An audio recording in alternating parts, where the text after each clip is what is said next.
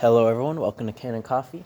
Today we got this DeLonghi Magnifica with us, and pretty much what happened is it came in the shop because ground coffee was being spilled out, which means that the brew group wasn't able to hold the ground coffee in, so it was just pouring into the middle of the machine.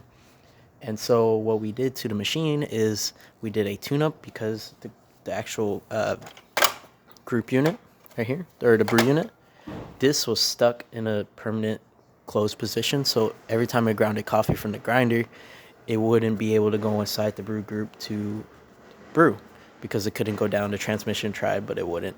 So what we did is we opened it up, we took the whole thing out, we lubricated everything, replaced all the gaskets and all that, lubricated the transmission in the back that moves it up and down, and we did descaling through your machine. And now we're going to do a few tests on your machine. We're going to test brewing coffee just to show you that it is working. We're going to do this with, let's do a 1 shot just for the size of the cup, and we're using our test coffee for this. As you can see, it's moving it around. Now it's going to start to grind, and right here the brew group wouldn't be able to actually hold that coffee, but since we did lubricate it and replaced everything, it should be able to brew coffee. And I also did replace the spout for you because there was cracks in it. As you can see, it's brewing coffee normally. Again, this is only a 1 shot, so it won't be too much. Now we'll run it a few times off camera just to make sure and let it calibrate itself, because after you do a tune-up, you want to calibrate it. But as you can see, it brews coffee. And now we're going to test the other functions.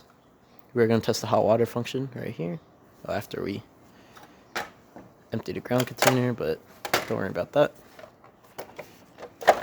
We could trick the machine.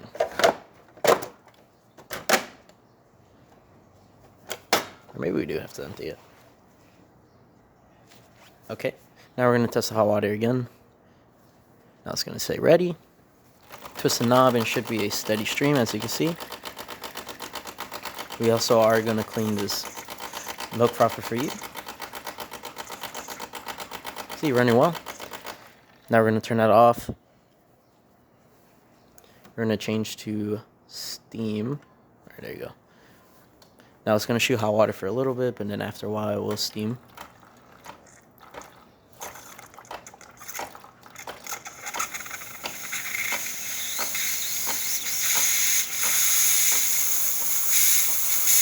As you can see, working well.